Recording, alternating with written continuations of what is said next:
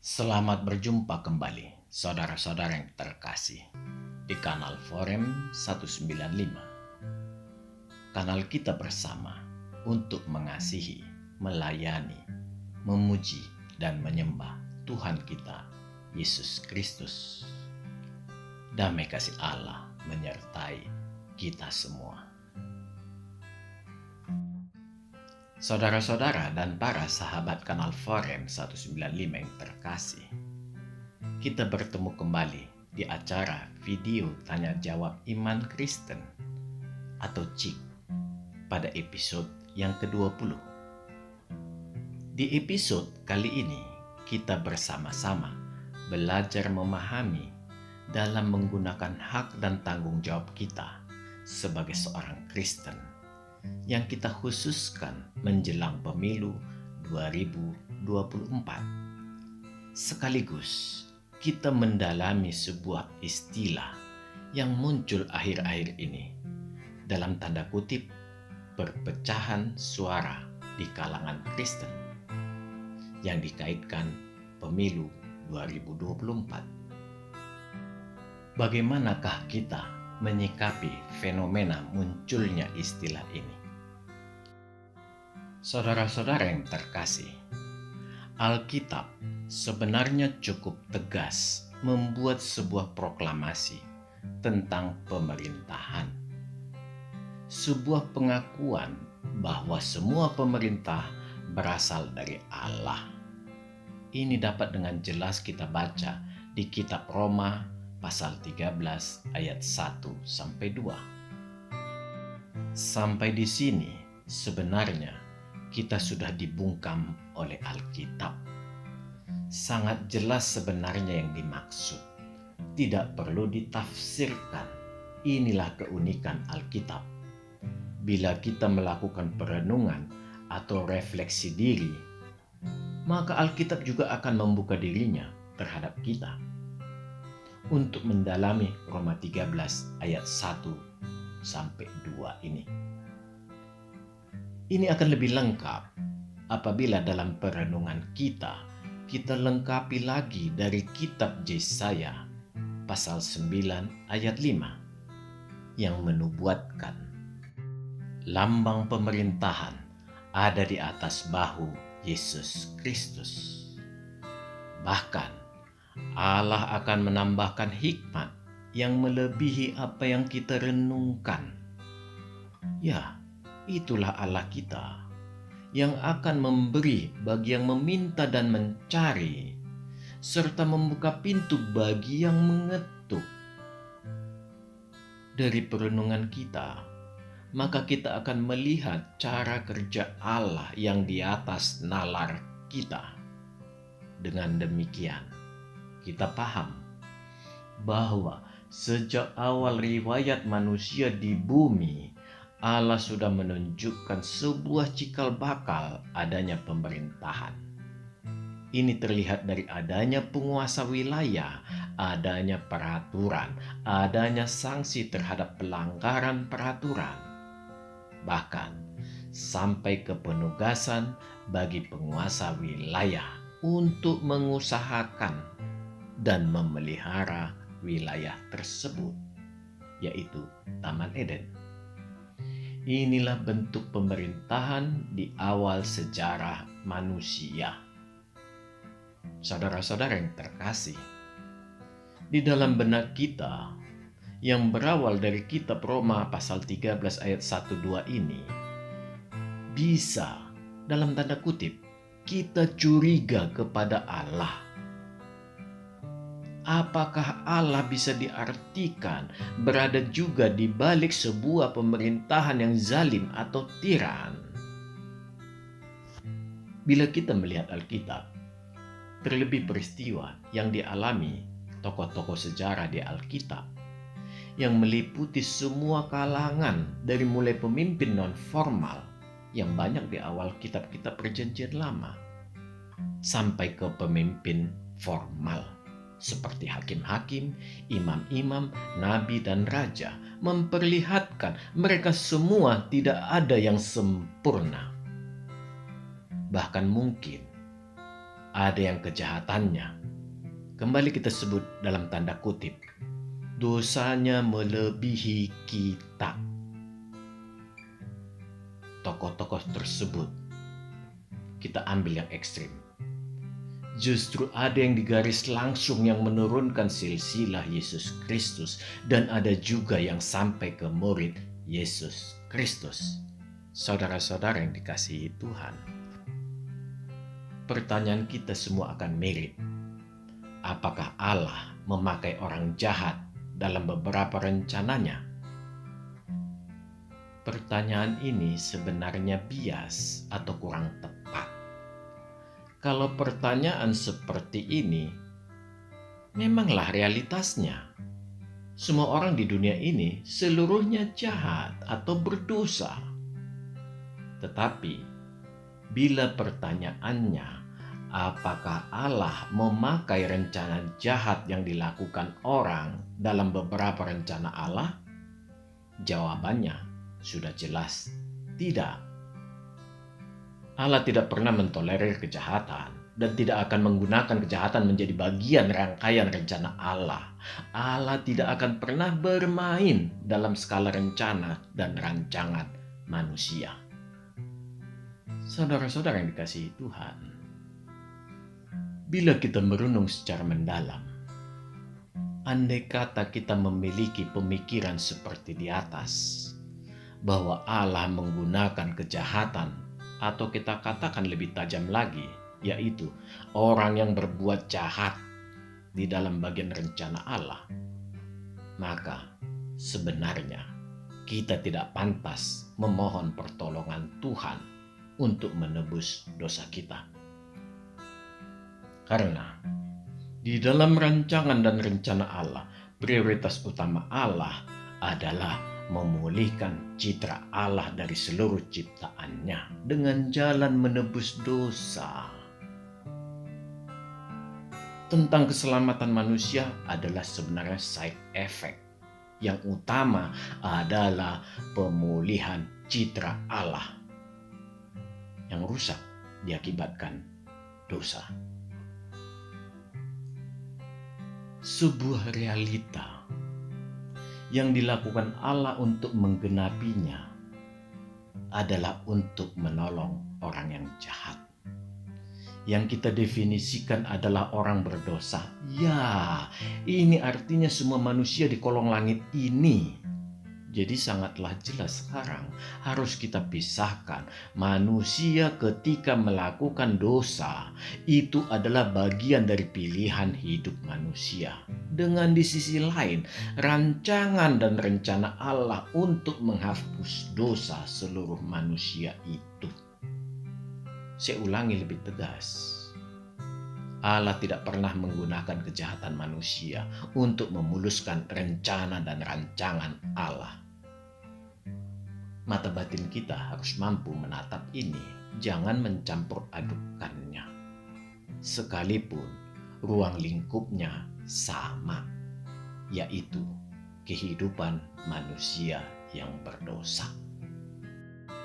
Saudara-saudara yang dikasihi Tuhan, satu hal yang lebih penting lagi, Allah tetap berinteraksi dengan manusia, sekalipun seluruh dunia berdosa.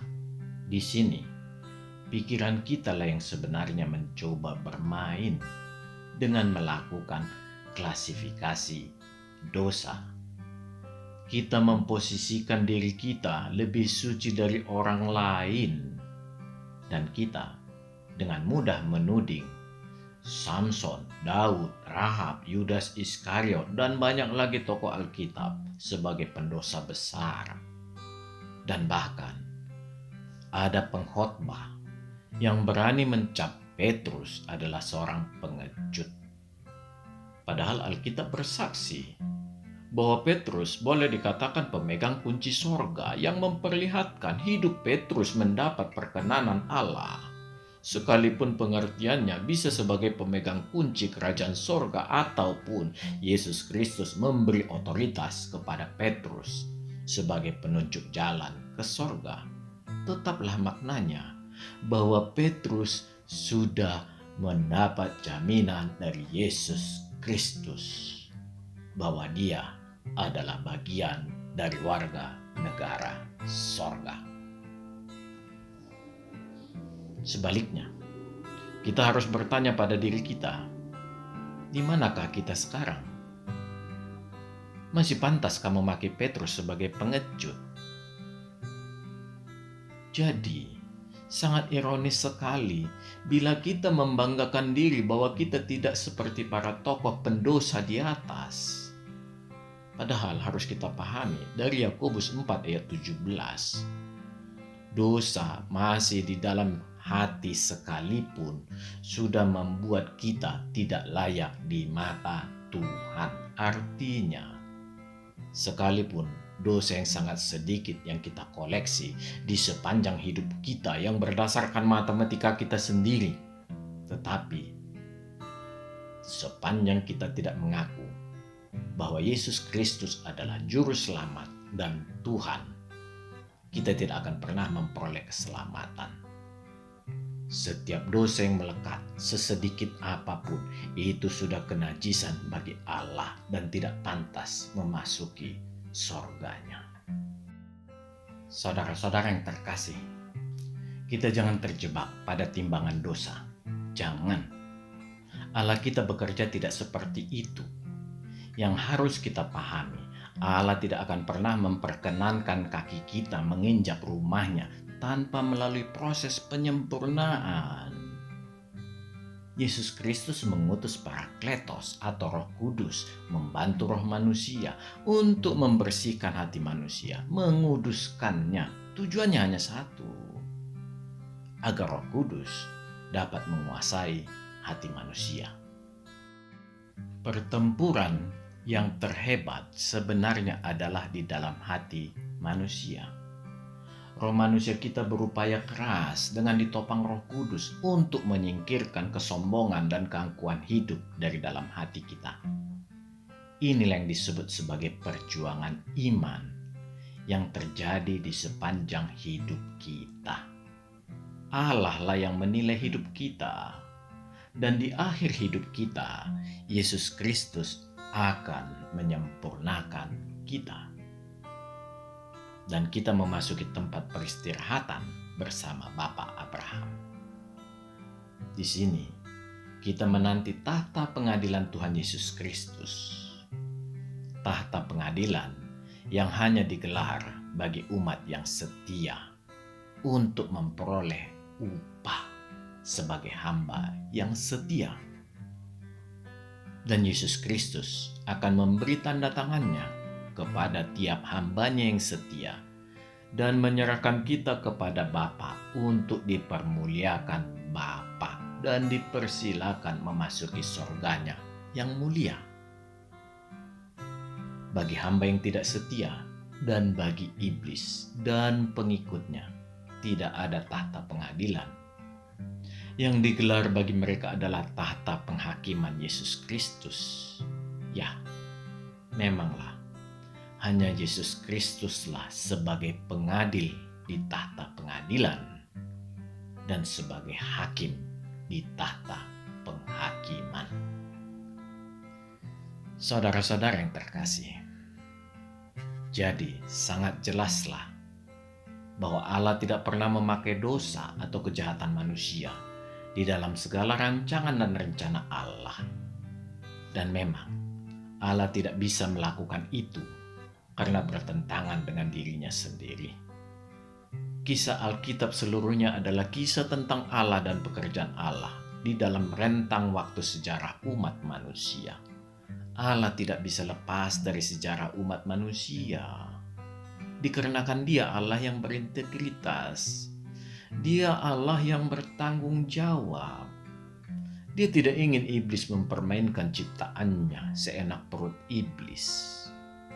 Sekalipun demikian, Allah tidak pernah mau mempengaruhi pilihan-pilihan hidup manusia apabila manusia tidak meminta melalui doa agar Allah campur tangan. Jadi, sangat jelas di dalam kemahatauan Allah, Dia hanya menyelipkan rancangan dan rencananya di dalam skenario hidup manusia yang ditulis manusia itu sendiri. Luar biasanya Allah, Dia menyelipkan rencana dan rancangannya itu di dalam panggung hidup manusia di dunia ini tanpa mengganggu pilihan-pilihan hidup manusia. Saudara-saudara yang dikasihi Tuhan, dari konsep berpikir inilah kita mengerti, seperti kesaksian Alkitab yang menjelaskan mengapa Rasul Paulus dan Nabi Yesaya mengatakan kedua hal tersebut. Memanglah, kehidupan ada di dalam sebuah bingkai komunitas bermasyarakat. Dan Allah memang menginginkan manusia hidup bermasyarakat secara universal. Ini diperlihatkannya dengan meruntuhkan menara Babel. Jadi, hidup mengajari kita bahwa bagaimanapun bentuknya komunitas tersebut, semua bermuara pada bagaimana kita menyikapi dan menjalaninya.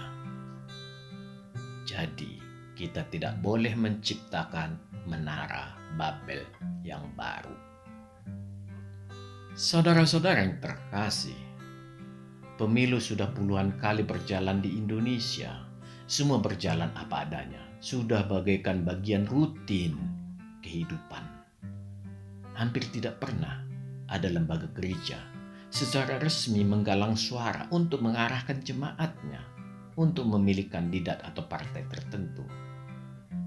Bila pun ada, paling hanya sebatas pembicaraan antar jemaat atau paling maksimal dinaikkan ke mimbar oleh pimpinan jemaat sebagai ilustrasi khotbah, yang merupakan bagian petunjuk hidup bermasyarakat yang damai sejahtera. Ya, damai sejahtera lah kunci hidup bagi orang Kristen seperti dikatakan Nabi Yesaya di atas. Kata inilah yang diucapkan Yesus Kristus ketika naik ke sorga. Dia meninggalkan damai sejahtera. Kata ini juga yang dikatakannya ketika ia akan datang kembali. Dan memang kata inilah yang membedakan pemerintahan Yesus Kristus dengan pemerintahan dunia ini. Karena memang sesuai dengan namanya, Dia adalah Raja Damai. Karena itulah, ciri hidup orang Kristen seharusnya menghadirkan damai sejahtera.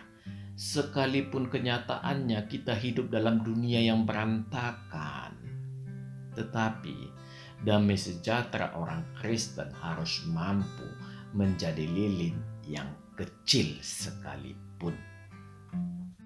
Saudara-saudara yang terkasih, dalam konteks inilah semua orang Kristen sadar tanpa sadar memiliki kerinduan membentuk sebuah koridor yang merupakan benang merah yang membentengi umat Kristen menjauhkan diri dari hiruk-pikuk. Hiruk-pikuk di sini bukanlah berarti apatis, melainkan menghindari perseteruan atau keributan. Apakah semua berjalan dengan mulus? Sama sekali tidak. Kehidupan orang Kristen, baik sebagai individu maupun komunitas, selalu berada dalam pilihan-pilihan hidup juga.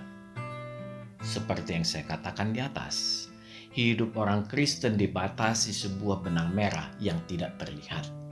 Secara pribadi, dibatasi oleh roh manusianya yang sudah mengenal Tuhan Yesus Kristus sehingga hati nuraninya lebih dominan. Secara komunitas, dibatasi oleh persaudaraan Kristen yang lebih sering dikenal dengan istilah persekutuan. Sekalipun demikian, semua kembali ke personal dan komunitasnya. Itu disebabkan oleh kebebasan yang dimiliki setiap manusia sebagai konsekuensi makhluk yang paling sempurna diciptakan Tuhan. Ya, itulah kebebasan memilih jalur hidup. Dari banyak video saya, sudah sangat sering saya bahas mengenai kebebasan ini. Secara umum, 100% di tangan manusia itu sendiri. Ini tidak berlaku bagi orang-orang yang memang dipilih Tuhan secara khusus. Persentase ini akan berkurang sedikit demi sedikit seiring dengan keinginan manusia tersebut mau berada dalam pimpinan Tuhan. Artinya, keinginan kita sendiri mau berbagi hidup kita dengan Tuhan. Sebuah kesadaran yang timbul dikarenakan hadirnya hikmat berupa iman yang membutuhkan persekutuan dengan Tuhan di sepanjang hidup kita. Inilah proses menuju ke kesempurnaan hidup bersama Tuhan sepanjang kita di dunia ini. Dunia ini sangat banyak godaannya, sehingga lebih tepat kita katakan panggung sandiwara kehidupan. Banyak orang yang tampak saleh, banyak pimpinan agama yang tampak saleh, semua menutupi racun hati yang merajalela dalam bentuk kesombongan diri dan keangkuhan hidup. Semua demi mengejar status terhormat dan mulia di mata manusia, tetapi hanya kejijikan bagi Tuhan. Semua mengejar harta dan kekayaan yang tidak mengenal Tuhan, tetapi menjadi manusia termiskin di mata Tuhan. Saudara-saudara yang dikasihi Tuhan, Kitab Roma sangat jelas mengatakan semua pemerintahan berasal dari Allah. Bila kita merenungkan masa perbudakan bangsa Israel selama 400 tahun di Mesir, pemerintahan yang bergelar Fir'aun silih berganti. Pada saat Yusuf sebagai raja muda, dia memperoleh pimpinan Fir'aun yang relatif baik. Tetapi dikala bangsa ini akan memerdekakan diri, Fir'aun yang memimpin adalah seorang tiran. Apakah Allah terpengaruh? Tidak. Allah tetap menyertai umatnya sepanjang masa. Ini janji Tuhan Yesus Kristus sendiri, bahwa Dia akan menyertai sampai akhir zaman. Allah selalu menyertai umatnya. Ketika Israel diperbudak, ketika Israel dimerdekakan dari Mesir, bahkan Allah menghukum Fir'aun yang mencoba melawan Allah. Allah yang sama dan umat yang sama juga yang kemudian dihukum Allah dalam pengembaraan 40 tahun di gurun pasir Sinai karena mencoba memberontak atas kepemimpinan orang pilihan Tuhan. Ya, Allah kita, Dia selalu memberi berkat. Di samping itu, Dia juga memberi hukum. Ketika kita melanggar, kita dihukum. Dalam istilah Alkitab, lebih diartikan kutuk. Berkat dan kutuk menyertai hidup kita selama hidup di dunia. Tetapi, di satu sisi, Tuhan selalu mendahulukan berkat. Artinya, memang kita diberi kekuatan untuk menjalani hidup. Di samping itu, memang berkat tidak ada kaitannya dengan hukum. Berkat adalah perwujudan identitas Allah yang melekat pada dirinya, yaitu kasih. Dan kasih tidak ada kaitannya dengan hukum dan peraturan. Hubungannya hanya karena sifat Allah selalu mencurahkan kasih. Itulah Allah orang Kristen yang Maha Kasih. Yang jelas, dari awal kita sudah melihat bahwa Allah mengenalkan kita kepada sebuah istilah, yaitu hukum, yang merupakan perlambang sebuah kuasa atau pemerintahan. Saudara-saudara yang dikasihi Tuhan, dari gambaran di atas tampak bahwa sekalipun Allah tidak mencampuri pilihan hidup manusia di dunia ini, tetapi kita tetaplah tidak bisa berlaku seenak perut kita dalam menjalani kehidupan berkomunitas. karena Allah peduli terhadap apa yang kita perbuat pada sesama. Bila kita sudah melintasi diri kita sendiri, kehidupan yang ada selanjutnya sudah dalam semesta ciptaan Tuhan, yang tidak bisa kita berlaku sembarangan. Banyak kita melihat apa yang diperbuat Tuhan bagi orang yang lalim. Mungkin kisah Fir'aun bisa kita renungkan ketika dibenamkan Allah dengan seluruh bala tentaranya di Laut Tebirau atau Laut Merah. Ya, Allah kita sangat luar biasa. Dia tidak suka kelaliman, karena dia bisa dengan caranya menghancurkannya. Yang pasti, rancangan dan rencana Allah tidak akan bisa dihalangi. Melihat itu semua, kita sebagai umat Kristen harus sadar dampak dari apa yang kita perbuat kepada orang lain, kepada masyarakat, kepada bangsa, dan negara.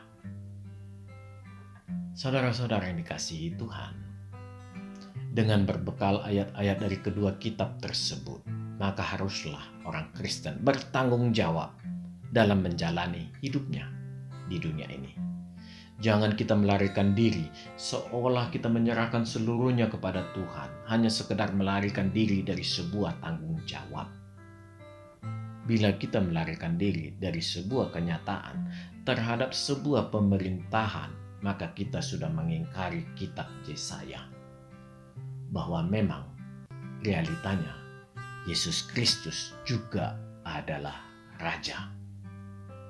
Sebagai Raja, kita harus mengikuti seluruh ketetapannya, hukum-hukumnya, dan sesuai dengan gelarnya, Dia akan memberi damai sejahtera yang tidak berkesudahan. Dari semua ini, memanglah peranan damai sejahtera itulah sebagai capaian sebuah pemerintahan. Dan memanglah itulah kata kuncinya, sekali lagi, damai sejahtera. Bila kita teliti satu persatu seluruh hukum di tiap negara, maka sangat terang benderang seluruhnya bermuara pada 10 perintah Tuhan. Ya, 10 perintah Tuhan inilah yang mendasari seluruh hukum yang dimiliki seluruh negara di dunia ini. Jelaslah sekarang bahwa memanglah seluruh pemerintahan di dunia ini berasal dari Allah. Dengan menerapkan ke-10 hukum Tuhan itu, maka dipastikan damai sejahtera akan meliputi sebuah pemerintahan. Bila tidak, maka sudah pasti pemerintahan tersebut adalah pemerintahan yang tiran atau pelanggar HAM. Kesimpulannya, seluruh pemerintahan di dunia ini menginginkan damai sejahtera bagi seluruh warga negaranya. Karena itu tertuang dalam hukum negara yang harus dijalankan. Bila yang terjadi adalah sebaliknya, maka bukan pemerintahan dalam artian sebagai sebuah organisasi negara yang salah, melainkan yang memerintah, entah itu presiden, raja, Fir'aun, atau apapun gelarnya, yang tidak menjalankan hukum. Dengan lebih tegas kita katakan, orang yang memerintah yang salah. Oleh karena kita masih hidup di dunia ini, maka yang pasti damai sejahtera itu tidak turun begitu saja dari langit.